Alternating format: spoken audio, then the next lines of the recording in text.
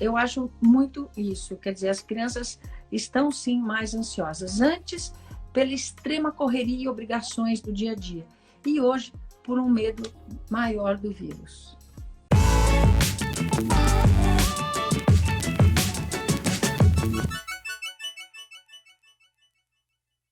Hoje o papo com o palestrante é com a doutora Ana Escobar, ela é pediatra, professora livre-docente da Faculdade de Medicina da USP, Imagina, consultora aqui, do bem-estar e essa pessoa linda aí que está na nossa frente.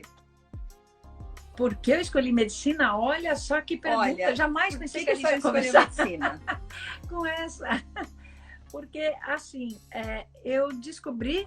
Olha só, eu estava na 7ª série, né? Na 7ª série ainda, tá?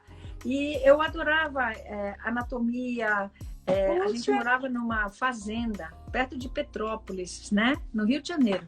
E tinha muita vaca, muito boi. De vez em quando eles matavam boi.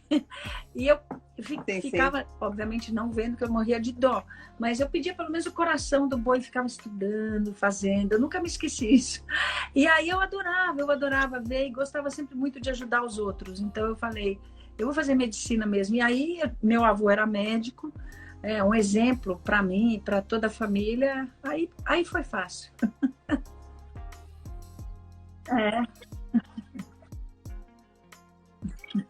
Ai, que bacana isso, essa coisa de, olha, pedi o coração, eu já fiquei imaginando, tem que gostar mesmo, né? E assim, aí a sua carreira, me fala, até chegar ao bem-estar, né? Nossa, então, eu fiz na Faculdade de Medicina da USP, né? Então a gente tem ali como base de aprendizado o Hospital das Clínicas, que o Hospital das Clínicas é a maior escola que eu acho que se pode ter, né? Em todos os sentidos, mas principalmente no sentido humano, né? Então eu acho que a medicina é uma profissão que exige muito o lado humano da gente, não só o conhecimento técnico, mas a gente tem que ter uma disponibilidade humana muito grande e assim tem muito entendimento do sofrimento das pessoas. Eu acho que você só consegue mudar e ser um bom médico se você consegue entender o sofrimento das pessoas. E aí, durante a faculdade, é muito difícil a gente entender o sofrimento sem se envolver demais com o sofrimento.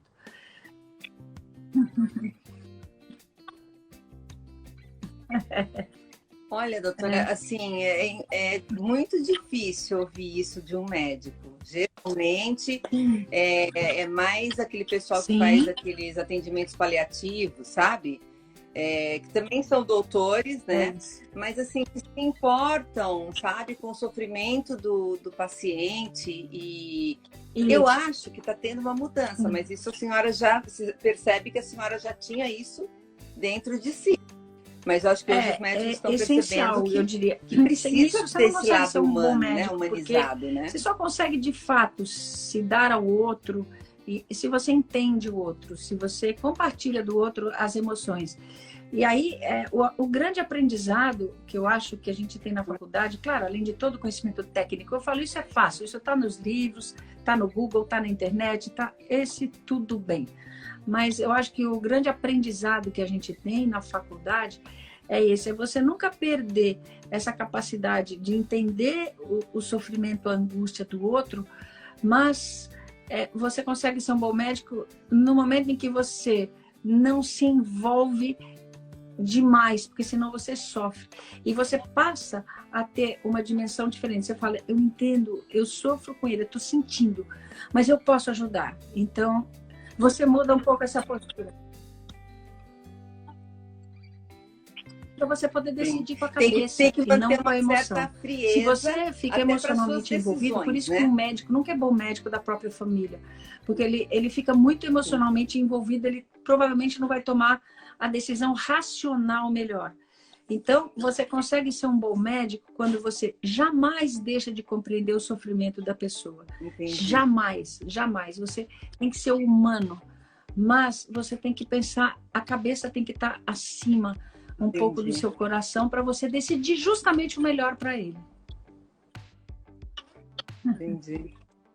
Bom, aí eu comecei a minha carreira como pediatra e fui... E como é que foi o convite do Bem-Estar? Quase 40 anos no consultório, né? E aí, lá no Hospital das Clínicas, eu sempre fiz consultório e a faculdade, sempre gostei de dar aula. E no Hospital das Clínicas, eles me chamavam muito para falar quando tinha alguma necessidade da imprensa e tal. E eu me lembro que uma vez eu fui na TV Globo falar sobre... Eu até me lembro as crianças a posição correta da criança dormir, né? E aí eu fui falar, eu acho que era no Bom Dia Brasil, e eu me lembro que me falaram que enquanto eu estava falando, a audiência subiu.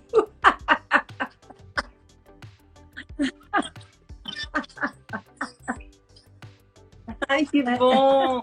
É porque você é muito eloquente e muito, aí, muito simpática, carismática. Olha, a gente quer fazer um piloto aqui sobre... vai ter um programa de saúde, a gente pensou no seu nome. Aí eu fui lá, fiz, gostaram, aí deu tudo certo. Eu acho que foi por aí, né?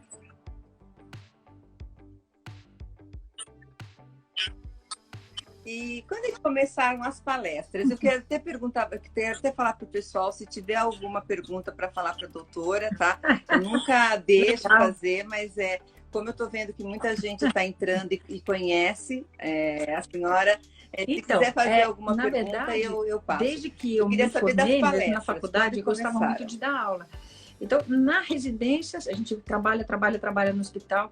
E logo depois eu fui contratada no Hospital das Clínicas e dava muita aula para os alunos da Faculdade de Medicina. Dou até hoje. Eu estou há 40 anos. Hoje já dei aula. Dou 40 anos dando aula. Então, na carreira médica, que a gente faz a carreira universitária, que você defende tese... Aí você tem mestrado, doutorado, livre docência, toda essa carreira. A gente faz muita palestra, geralmente em congresso, em aulas maiores, encontros, workshops. Então, pronto, fazia geralmente para o público médico, né? A partir do Bem-Estar, aí o que aconteceu? Foram duas coisas que aconteceram juntas. Nasceu o Antônio. Quem é o Antônio? Quase. O Antônio é um paciente muito querido. Hoje ele está com 12 anos. E ele é filho da Joana, que é minha sócia atualmente. Então, o que acontece? Quando o Antônio nasceu, eu conheci a Joana, que é a minha sócia. O marido da Joana, o João, é médico. Então, a gente ficou muito próximo. Foi uma relação assim, sabe quando dá certo? Né? Assim, a gente começou a ficar amigos. Fomos jantar, aí foi uma conversa vai, conversa vem. E aí eu fiquei muito amiga do casal da Joana, do João, e o Antônio, paixão da minha vida. Agora tem o Joaquim. Mas aí um dia andando com a Joana no Parque Vila Lobos, a Joana falou assim: Ana, você sabe falar tanto, vamos fazer alguma coisa de informação em saúde. E as redes sociais estavam crescendo, o Facebook, o Instagram, tudo isso estava crescendo. Na verdade, primeiro o Facebook. E aí a gente fez uma página, né, doutora Ana Escobar, e começamos a postar, eu e a Joana. A Joana é pedagoga, bom, e aí a coisa foi. Aí... Sim. Como? Isso tem um projeto, não é? A gente fez um projeto, isso, Boas-Vindas Bebê. A gente fez um projeto. Vocês não têm um projeto seguiu numa rede social para crianças? 649 gestantes, né, dando informação de saúde, para ver depois se esses bebês... Nossa, foi um sucesso, foi bem legal mesmo. Seguimos todo mundo por 3 anos. Foi muito bacana. Muito bacana. Sim. Bacana. A senhora tem vários tipos de palestra, né? Tem palestras voltadas para as crianças. E a senhora tem uma palestra de como vou proceder na volta do trabalho. Tem pessoas perguntando sobre um remédio, se dá para tomar Defenvide. Deixa eu ver de novo aqui. Entendi. Defenvide para quem está com Covid. E aí eu queria já engatar isso Sim. Então, sobre exatamente. Essa palestra aí, da volta ao trabalho, que eu achei super interessante. Vários medicamentos estão sendo testados, né, para o Covid. Na verdade, para especificamente o vírus, não tem nenhum que a gente fala, nossa, esse medicamento funciona. Fosse assim, o mundo todo estava usando, né? Então, o que a gente ainda tem que fazer com a Covid-19 é usar máscara, distanciamento e lavar a mão. Isso, evitar pegar, porque depois que pega, não existe remédio específico. Está todo mundo correndo o risco de evoluir para um quadro mais grave. Esse é o grande problema. Felizmente, a maioria se sai bem, 80% sai bem, mas 20% precisa internar e desses 5% precisam de UTI. Então, não tem medicamento. Então, quando a gente fala em volta ao trabalho, quando a gente fala em volta às aulas, a gente tem que ter medidas de precaução super importantes para evitar a contaminação, né? Então, palestras sobre isso, tem, na verdade, palestras. Como eu sou pediatra geral, é fácil falar um pouquinho de tudo, né? A senhora tem outra Exatamente. Que é aspectos de uma pandemia em um mundo conectado. Verdade, e essa eu achei sensacional. Pandemia que a gente tem no mundo digital. Então, o que isso significa? Tem duas situações aqui. Primeiro, a informação ela é rapidamente divulgada, o que é muito importante. Então, uma pesquisa, por exemplo, que na Austrália que foi feita, olha, a gente descobriu que esse medicamento pode ajudar. Rapidamente o mundo fica todo sabendo e isso, né? Um cientista pode ajudar a alimentar o outro. Perfeito, mas por outro lado, qual é o grande outro problema? As fake news que também voam rapidamente.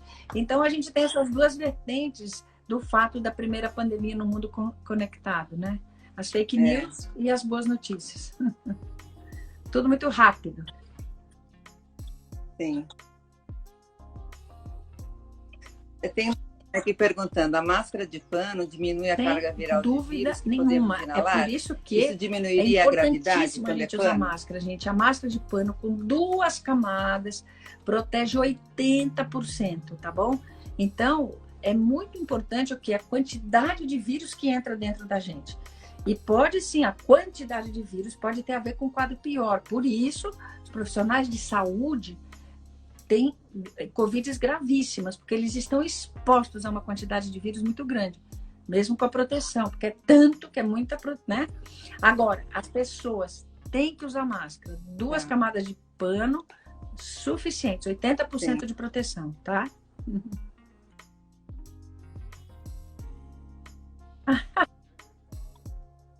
Eu queria saber qual é a rotina da doutora Ana, se a doutora Ana dá aula, e como que é a sua estrutura familiar. E se puder saber para que time torce. Não, mas essa eu respondo de cara. Eu torço para o São Paulo Futebol Clube.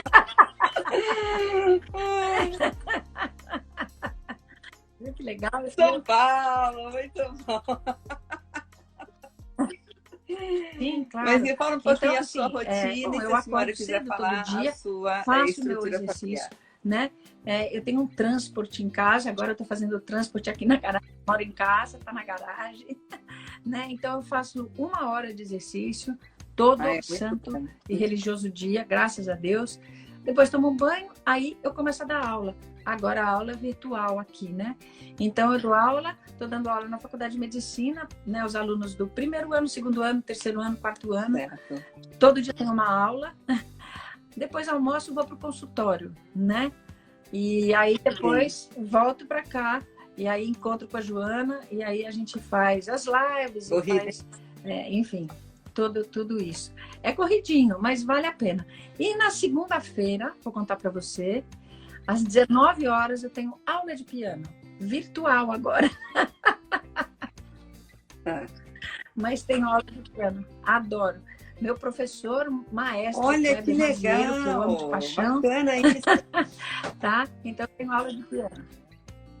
É gostoso.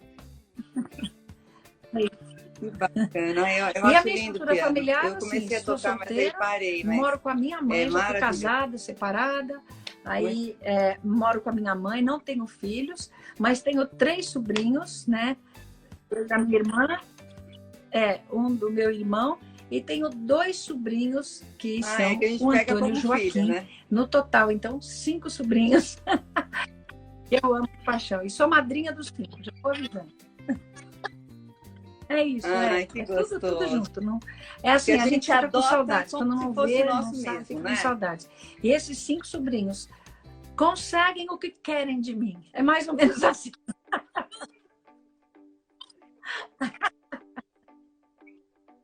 Ah, eu imagino, eu imagino. Olha, os seus 2 livros, né, que abordam desde o nascimento aos 2 anos, é um sucesso. Assim, o que eu ouvi falar e tudo, não os li, mas é um sucesso. Então, eu acho que a senhora entende muito, né, de várias etapas, essa de 0 a 2 anos. Eu queria que a senhora falasse... Mas não tenho dúvidas de que sim, viu, Sandra? Não tenho dúvidas de que mais sim, ansiosas. Tá?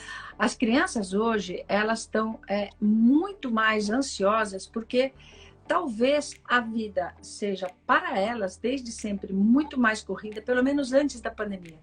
Muito corrida no sentido de elas terem muitas obrigações. Então, crianças pequenas já tinham de tal hora escola, depois inglês, ou a escola era bilíngue, ou aí depois tem o inglês, depois tem uma natação. Então, o dia das crianças era uma planilha de Excel, né?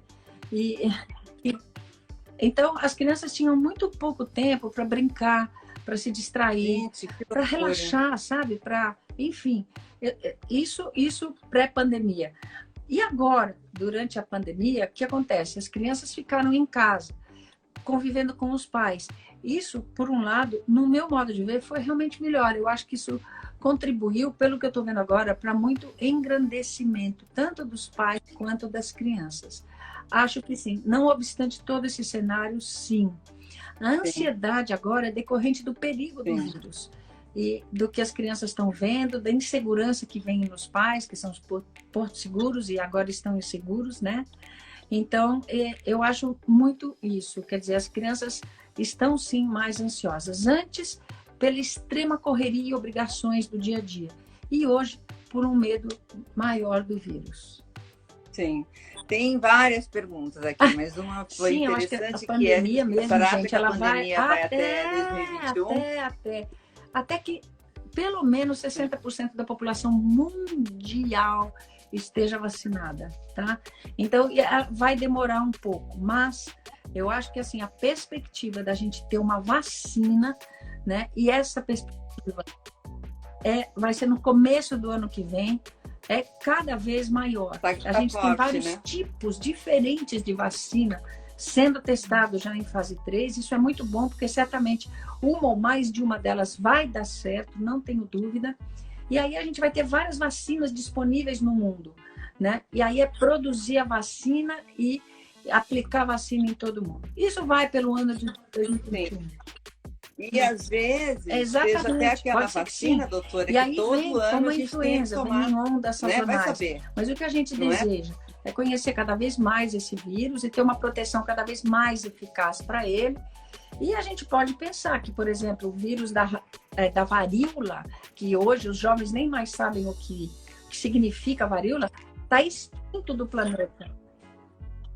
Você sabe, eu também. Mas ainda eu tomei a vacina da varíola. Né? Então, está extinto do planeta. A poliomielite está praticamente extinta já de várias regiões do planeta. Então, tudo isso são doenças virais, que com a vacina a gente conseguiu. Sarampo, passamos um período erradicados do sarampo aqui no Brasil, né? Então, gente, é uma possibilidade. Para isso, a gente tem que fazer o quê? Fazer as coisas direitinho. Então, vamos aguardar, porque eu acho que a probabilidade é boa. Sim. Tem uma mãe aqui desesperada, falando que o filho tá até outra pessoa, que a ansiedade dele tá tão absurda agora na pandemia. Eu não sei qual a idade que ela do nem filho, sabe o que fazer. Tá? Se a senhora poderia dar uma dica. Ver qual a senhora idade teria uma dica? Doutora, eu digo que depois dessa pandemia, meu filho é outra pessoa. Ele está tão ansioso que chega a me dar angústia, eu imagino. É a Rose... então, o Rosiane. Eu posso responder. Acho. Olha, acho que é Rosiane. Rosiane, qual é a idade? Deve ser maior um pouquinho, deve ter mais de 5 anos. 4 anos. Então, pronto. 4 anos tá bom. Se ele tá ansioso com 4 aninhos... 4 anos. Bom, então eu acho que a família tem que pensar um pouco a dinâmica familiar aí, Rose, como é que tá bom? Se vocês estão conversando com ele, estão dando atenção, qual a importância que vocês estão dando para esse vírus, qual é o tipo de comportamento que você e o pai dele, ou quem esteja perto dele, enfim... está tendo em relação ao vírus, porque não é normal uma criança de 4 anos estar extremamente ansiosa. Então, ela precisa estar nutrida de segurança, de informação E dentro do possível agora, dá até para fazer um pouquinho de atividade física, sabe, Rose? Colocar ele para correr, para andar, agora dá, numa praça, num parque durante a semana. Ele tem 4 anos, então pode até ir de máscara. Colocar ele para subir numa árvore, numa praça, subir, fazer atividades com ele e mostrar para ele, olha, o vírus está aí, mas a gente vai sobreviver e vai sair. Talvez isso diminua um pouco a ansiedade dele, tá? Ai, o que obrigada, faz a doutora Ana Escobar feliz? O que faz a doutora Ana Escobar feliz? Acho que várias coisas. Nossa, que pergunta boa! Você vê que enquanto eu estou refletindo aqui, o que me faz feliz? Vou ser sincera, ver as pessoas que eu amo estarem felizes.